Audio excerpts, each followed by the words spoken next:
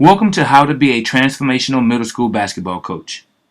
The purpose of this video is to help you identify the current developmental stages of the athletes that will enter your middle school and ultimately try out for your basketball program. We hope to help you identify key indicators in their motor sport ability for appropriate placement in their correct training group, and to help you also learn your responsibility during this process. The first question you need to ask yourself is, are you a transactional coach or a transformational coach? We will learn more about the difference between the two later in the lesson, but for now, let's start with a transformational coach, which is someone who simply makes a transformational change in the life of the athletes they coach. We will start with the four main coaching responsibilities. Basketball is all about the moments. Therefore, ensure that your athletes understand how to capture the moment, but with having fun and giving their all during competition. Number 2, middle school athletes are at a very critical point in their life, and their bodies are going through several changes. Be sure to focus on developing your athlete's skill before placing responsibility on them without being sure that they are capable of performing the tasks assigned. All athletes get bigger, stronger, faster as they mature. However, by designing an appropriate training program, you will ensure that their bodies, their mind, can handle the rigorous process necessary to compete at the highest levels. Lastly, while you're preparing your athletes, be sure to teach them the importance of enjoying both the training and the competition process. And be sure to do no harm to your athletes physically, mentally, or emotionally. Why is enjoying the game important? According to the most recent statistics, 70% of basketball players stop before high school, and most of them blame their coach or training environment. As the last stop before they reach high school, be a positive reason for them to continue to want to play the game. As we revisit transactional versus transformational coaching, I get it.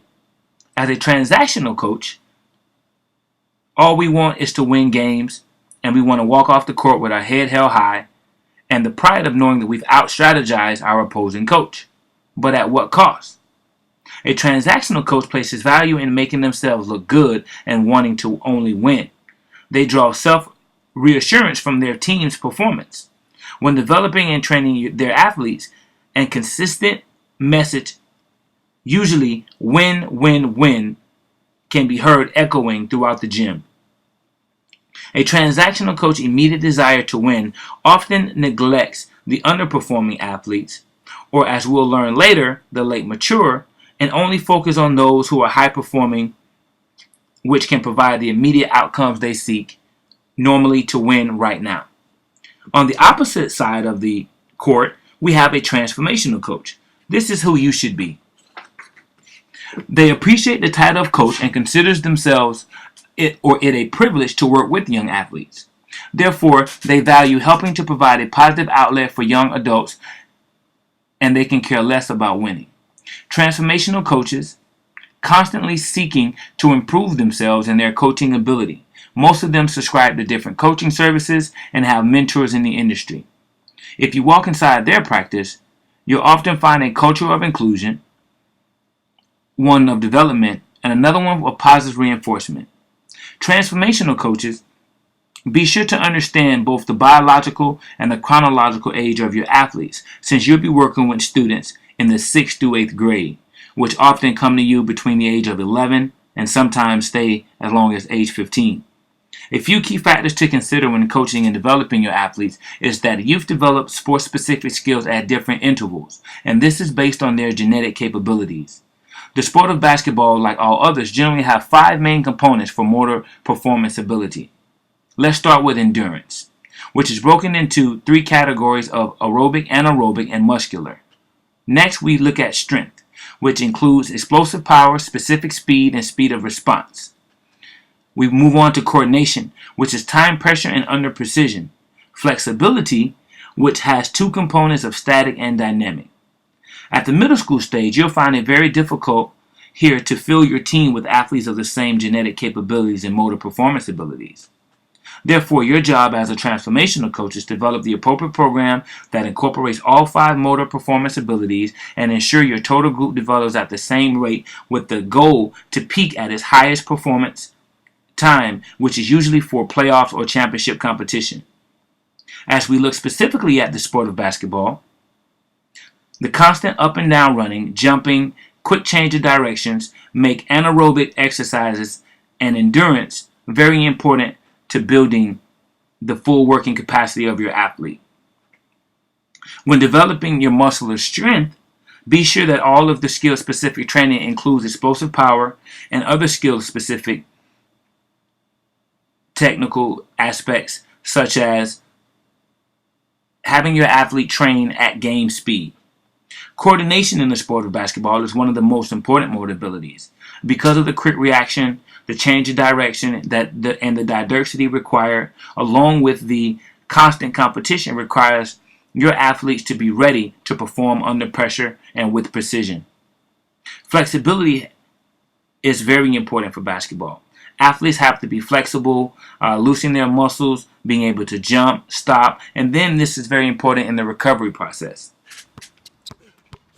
Here, we're going to go back to the biological versus the chronological age, and we have a picture that highlights 6 athletes of the same age, but very different physical working capacities and also genetic makeups. We have 2 athletes who are 5'8" and 5'10", and will be categorized as post-puberty and early maturers. You have another 2 athletes who are 5'6" and 5'4". They will be classified as mid-puberty and average maturers. Finally, the last 2 athletes would be your pre-puberty stage and would be considered late maturers.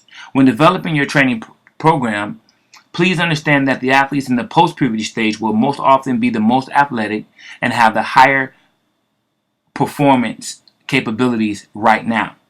This does not mean that those same athletes will grow into elite performers. Many studies have shown that the late matures often grow up to be more of an elite athlete, and this is attributed to their longer time period in the pre-puberty stage where they have more time to grow. Now that we've discovered the various biological and chronological stages your athletes will enter as they come into your program, let's be sure to understand how to appropriately set up a training program, which normally will be divided into large, medium, and small training blocks. Build your program to mirror the physiological and sociological characteristics your athletes are most comfortable with. Before you dive into creating your program, be sure to understand the long-term athletic development model, which helps us to understand what specific skills and knowledge your athletes should acquire at the various stages of their participation in sports based on their age. There are 7 stages in the model, however, we will focus on 4. I begin with ages 0 to 6, which is the active start stage, and is simply the introduction to a sport and should always be about fun. The next stage is for ages 6 to 9, is where athletes start learning the fundamentals for basketball and the basis of a strong basketball stance. At this stage, I will ensure that they understand how to rip the ball through, how to dribble up and down the court with their right and left hand, and how to make an appropriate layup, and you can begin showing them the fundamentals of shooting the basketball. Ages 9 to 13 is where they learn how to train. At this stage, athletes' brains would almost be at their full developmental stage and now will be able to absorb more skill-specific training and understand how to train themselves. Next, we go down and we focus on the train-to-train ages, which is between 13 and 16, and we'll continue on to train to compete, as most of our athletes in your particular stage will come into middle school at the train-to-train stage, and sometimes, based on their genetic makeup, will quickly enter into the train-to-compete stage due to their biological makeup. Now it's time to start developing the appropriate training plan for your middle school athletes. Before you do, please consider the following 6 considerations. Educate your athlete about the positive and negative effects training will have on their body. This will build trust between you and your athlete, and hopefully they will execute your program to a T. Consideration 2. Be sure that they grasp the basic fundamentals of the game of basketball and begin to train on progressive loads that support more strenuous training. The next consideration is to make sure that the appropriate fundamentals of the game are being reinforced. As stated earlier, strong triple threat position, being able to go left and right, shooting the appropriate jump shots are key considerations here. Consideration 4 is your responsibility to develop the athlete's mental capacity and to handle stress of training. In competition at this stage, we also want to get the parents involved to ensure that the home culture supports the teaching and training program you've put in place. Number 5, consider your team's culture and training environment. Make sure that it's inclusive and involves everyone. Do not isolate the lower performers. Empower your high-performing athletes or your early maturers to help guide and encourage those who are lower performers. This will start building the characteristics of leadership early and will make your team more of a tight-knit group. And finally, the 6th consideration is to avoid overtraining the athletes and having them stressed to the structures where they cannot support any more intense training. Let's recap, Transformational Coach. Here are a few tailored athletes takeaways.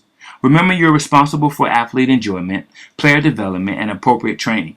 Be sure to take pride in this and do no harm to your athletes, and attribute the love for the game, and make sure you inspire your athletes to have a love and a passion for the sport of basketball.